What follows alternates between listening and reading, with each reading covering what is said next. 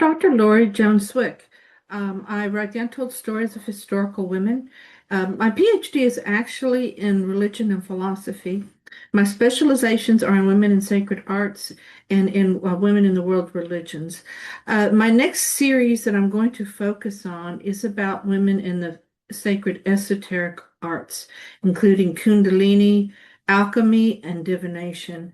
A lot of good fun stuff going on here. My past series was in Women's Initiative in Mysticism. If you haven't seen that, you might want to take a look at it. Also, an esoteric art. By esoteric, I mean something that's usually only able to be understood by a few certain people with certain skills or powers or uh, tuned into the occult in some way. But a lot of people have practiced Kundalini, and if you haven't practiced it, you've probably heard of it. And it's an art out of India. I think you'll really enjoy learning more about. So let's just jump right in. What is Kundalini? Change my view here. Kundalini is a yoga. By yoga, I mean it's a pathway to break the cycle of rebirth. In Hinduism, in their belief system, there are different margas, different ways you can do that. But Kundalini is through meditation. It is believed that one can reach cosmic consciousness and sort of otherworldly powers, if you will. This is an ancient diagram, an ancient painting, actually, of an experience of Kundalini, of course, superimposed over a male figure, as we mostly see. But a lot of women did this, as you'll see. But what it is, it's about the belief that there is latent power within all of us. And it sort of lies dormant or at the base of our spine. And through Kundalini meditation, you can awaken that latent energy that's often depicted as a serpent coiled up. Pull it up through your different energy centers of your body, also called chakras in the West, and raise it up to where it's actually useful and gives you a sense of enlightenment and peace, and just all sorts of self-healing can come out of it, and then any number of things. But the main thing is you're activating latent energy within yourself, and you're able to do things you couldn't do before, which can raise you up to a spiritual plane in many, many ways. So that's the basic view of that. You'll see there's 7 chakras actually on this figure, but in a lot of the ancient images, there can be as few as 5, as many as 10, as many as 12, or even more, as you'll see. But in the West, it kind of got situated at 7 chakras, and we'll talk about why. But do know that the chakras are at different energy centers within the body, and it has to do with like nerve plexuses and where they meet. So that might be experienced a little differently from one person to the next. So if you delve into some Kundalini chakra type practice, just be aware of that as you advance. So here in the West, in the modern world, the chakras, there are 7. They are associated with different colors. They have different symbols on them, different seed syllables. In other words, if you're going to meditate with a mantra like Om or something, there's different seed syllables you can use for each chakra. But it's been pretty well developed. And here's a diagram of sort of the contemporary practice of Kundalini yoga and how it's practiced in the Western world. Now, as I said, Kundalini is pictured as a snake, if you will, or a serpent coiled up at the very base of the spine near the root chakra. And as it awakens, it actually rises straight up. In this particular drawing that I was able to find, there made it more of a serpentine endeavor, but it actually goes up straight through the channel in the center, and it pierces each of the chakras. And if you do your breathing correctly and you meditate, you can raise it up to activate all these different energy centers in your body, all of which can do different things for you and can give you different types of sensation. But it is the serpent action that does this, that pierces the chakras. Now here's an AI little video I tried to make, and it's got some problems. The chakras aren't in the right place. I worked and worked with it to try to get it the way I wanted it. The serpent should be inside the body and not start outside the body. But let me see if I can play it again. This sort of gives you an idea of the sensation. You know, when you do actual chakra meditation of the serpent rising up, of course, that's much faster than most people experience it. This is not ancient, but it's an old drawing, if you will, or illustration of Kundalini meditation. I want to share it with you because it shows that there's these nadis, they call them. They're imaged as snakes here, but they're actually sort of like weaving energy that goes around. The serpent goes up the central channel, but these nadis of energy in the body, one signifies the sun, one the moon, but where they cross is where the chakras actually are. But what's interesting about this, and you see this in a lot of ancient and modern images of Kundalini, is that this is shown as two serpents intertwined, and then you have the wings coming out of the head before you get to the thousand petal lotus at the crown chakra. And it looks just like the caduceus that's used by a lot of medical associations today to symbolize healing. So the concept of Kundalini and self-healing is very, very strong throughout history. There are, I didn't mention, in ancient texts that I've read about Kundalini, it says, be careful and only do this with the master, because if you don't control the snake, it can bite you and cause blindness or even death. And which it hasn't me, and I practice a lot of Kundalini. But I mean, the practice is so sacred and it's considered so esoteric that I just kind of wanted to share that with you. But in these images, they always show the chakras kind of where you're looking at them like they're open in the front. And when the snake goes through it, they spiral open, if you will, and blossom. But they're actually situated this way so that the snake goes up the center, like where the stem is here, and activates it. And but as the serpent, or the energy, if you will, goes up through each chakra, it opens it, and it's spinning at different rates, and there's different sensations. They all have different numbers of petals, if you will. But just all of this kind of signifies the feeling that's going on in the body. A lot of symbolization about, what this actually means or what this does for you. Many books have been written about different methods of Kundalini. There are many YouTube videos you can, if you haven't tried it, I suggest you do it. I'm not going to go deep into the method today, but I just wanted to make sure you understood the basics of it before I go on and talk about women's agency in the practice. But if you haven't tried it, it's definitely a wonderful type of meditation. Okay, now we're going to talk more about females, the women, and the female initiation of the Kundalini meditative yogic practice. This wonderful, wild-looking woman, if you've never seen her before, is a Hindu goddess Kali. It goes way back in time to probably when the tantric texts were first written around the 6th century CE. Kundalini yoga is based actually on the Upanishads, which is in the Vedanta, the end of the Veda. And the Upanishads, beautiful, beautiful, pithy, just short chapters of wonderful, wonderful philosophy and sacred text, very accessible to the modern world. Some wonderful translations out there. If you haven't read it, full of wisdom and very applicable to us in our life today, just kind of amazingly so when you consider how long ago they're written. But anyway, the tantric texts are based on them. The concept of Kundalini comes out of passages in the Upanishads. But here we have Kali, the goddess, standing on top of her consort Shiva. Now, if you studied Hinduism and world religions in college, you know that Shiva is one of the triumvirate of the gods of Hinduism. And he is the mover and shaker of the world. He is known as the destroyer and the preserver. He oversees the process of reincarnation when someone dies and they go through actual reincarnation and then they're born again. But if you will see in this tradition, the belief is that Shiva, who is lying senseless, near dead on the cremation ground, is having to be awakened by his consort Kali. Kali is the embodiment of Shakti energy. Shakti means it's basically, there's no direct translation except it's like the divine principle of energy. And before Shiva can do what he does, he has to be awakened by Kali, who stands on him and awakens him. And let's talk about her for a minute. Her tongue is hanging out in all images because she's bloodthirsty. She's got a bloody scimitar in one of her left hands. She's got a severed head here. She has got her other hands are not holding anything in this picture, but they are lined with blood. In a lot of pictures, she's shown with objects of destruction in the left hand, and she's giving boons or giving virtues or giving presence in the right hands. She can have more arms than this in different images. But what that signifies in, the Indian tradition and the Hindu tradition is non-duality. In the West, where we definitely are living in the tension between good and evil forces.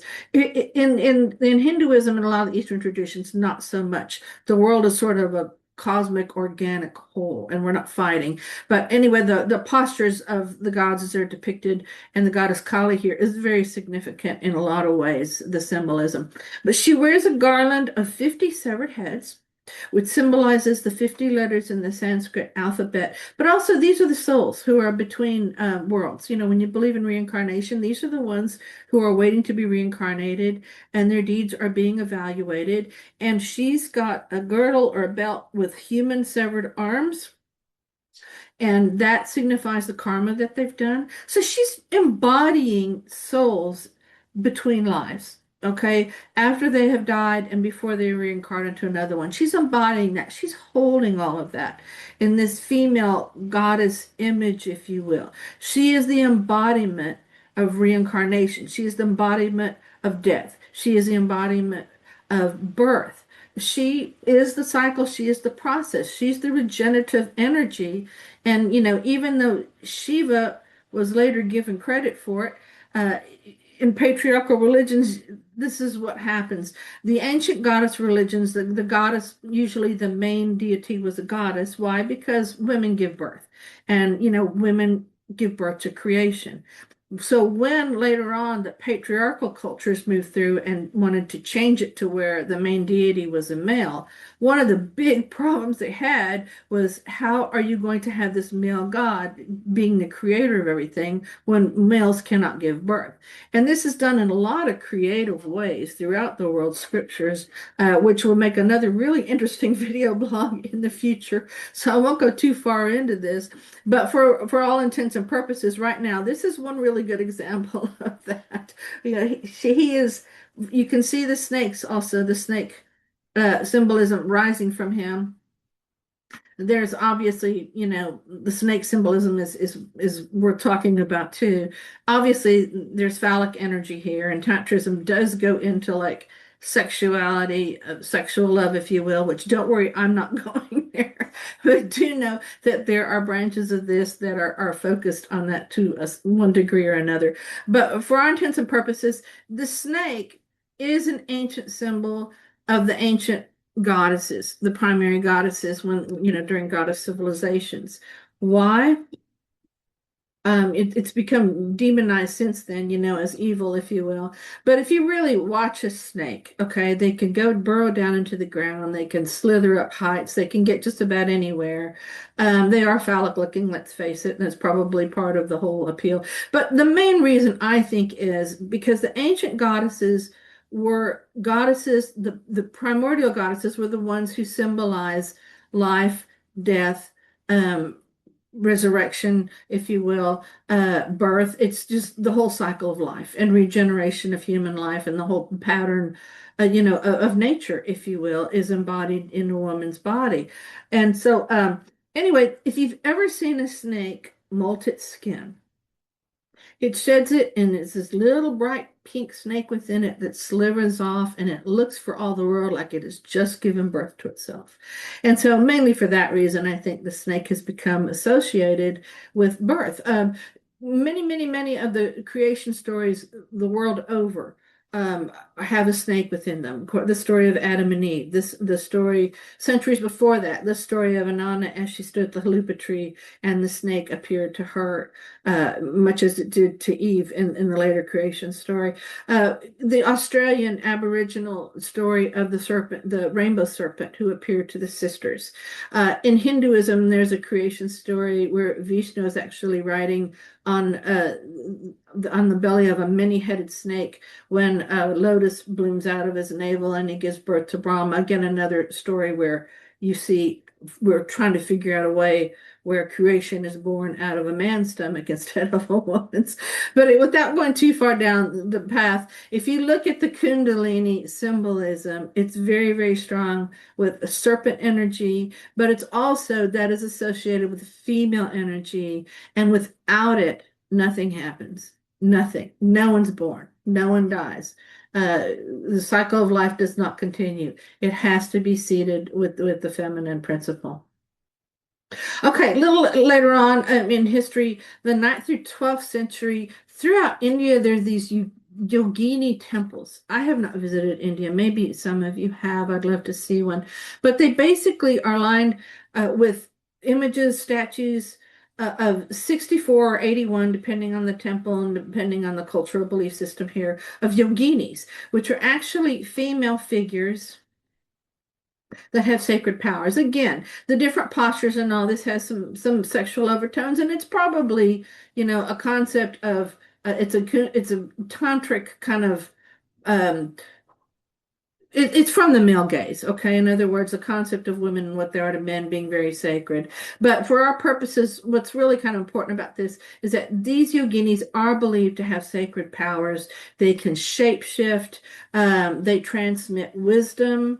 They teach yoga. They teach a lot of the esoteric arts. They're very powerful. Women visited these temples and did the rituals along with men, and women are very venerated within them. And even though this probably is a very patriarchal male perspective of the importance of women, again, just the sheer fact that even in cultures in the past and today where women are very oppressed, there's still this awe of female nature and especially female esotericism, women's ability to prophesize, women's ability through dreams to tell the future, women's ability to just be conveyors of all sorts of mystical energy. Okay, women is being very, very sacred throughout history, throughout time, no matter how they were treated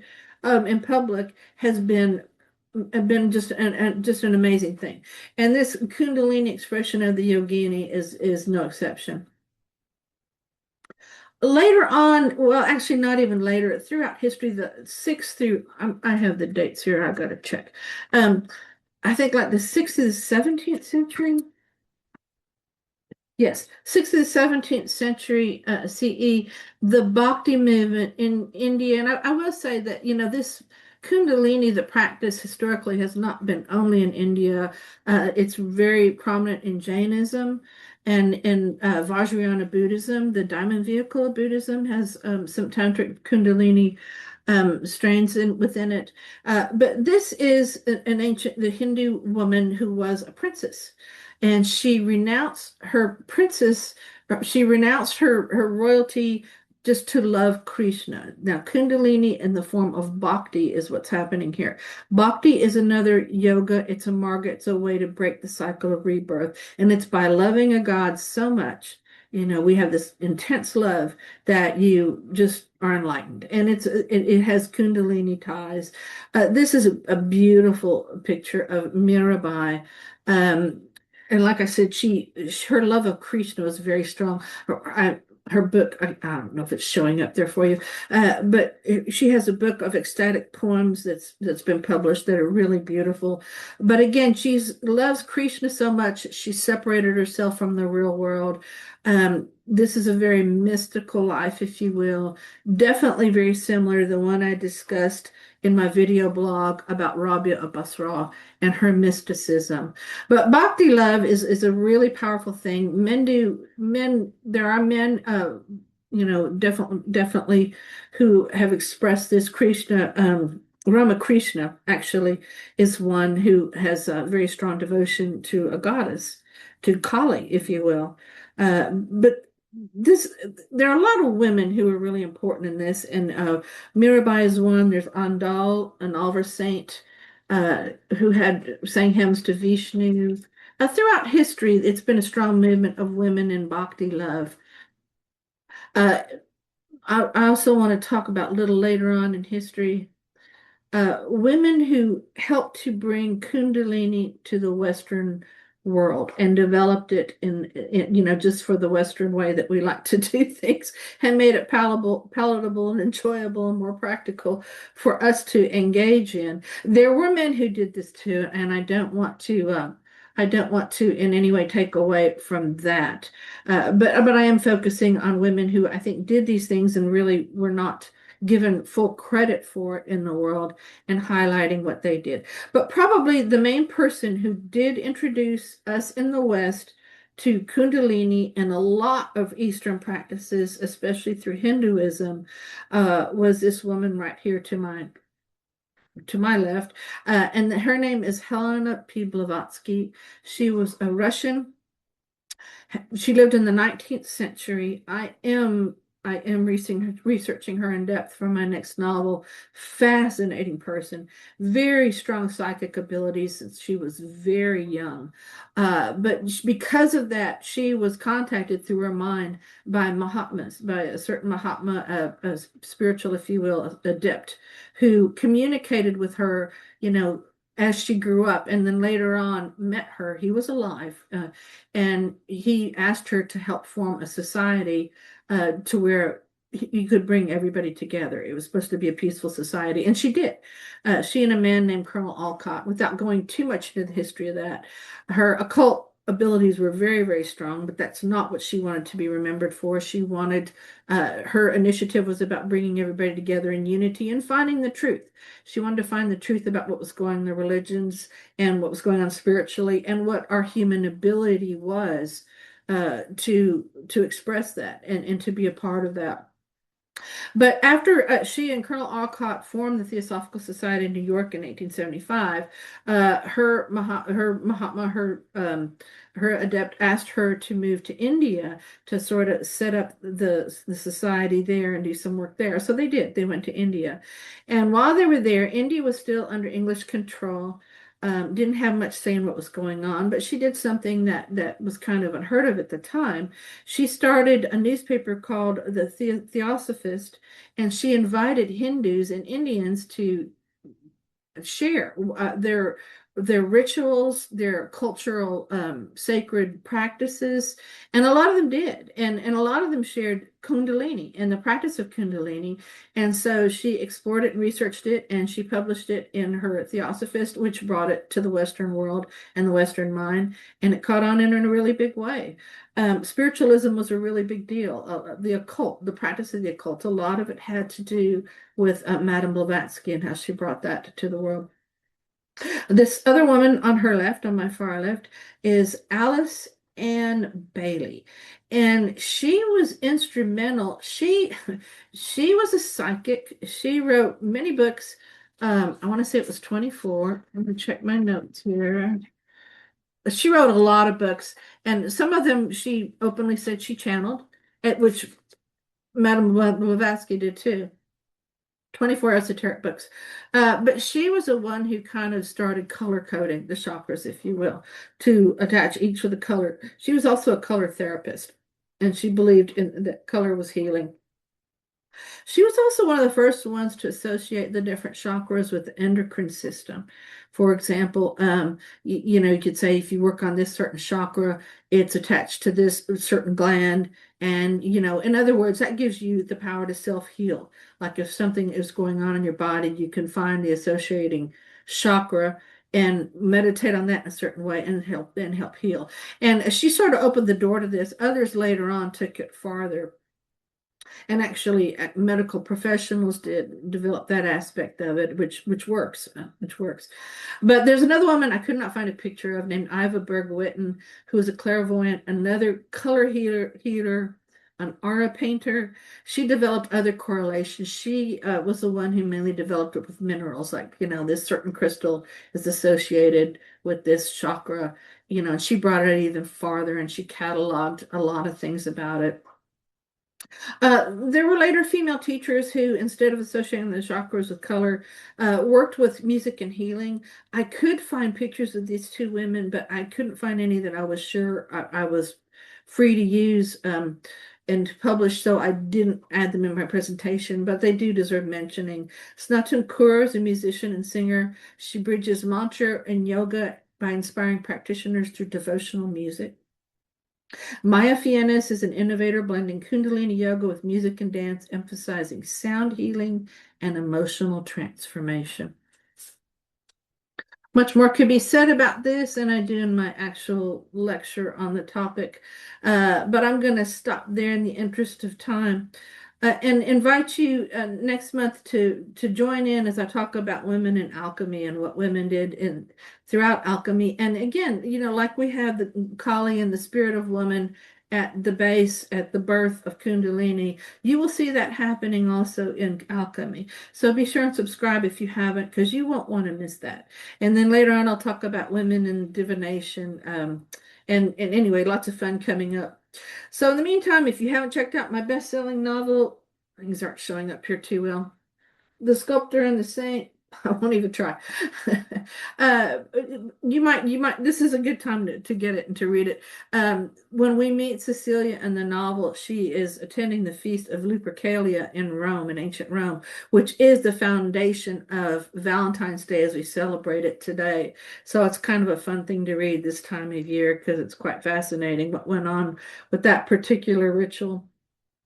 Also, be sure and visit my website for a sneak peek at my next novel, The Snake Priestess, where I explore in depth the relationship between the high priestess and the goddess in ancient cultures. This one's set in ancient Crete. It's a lot of fun.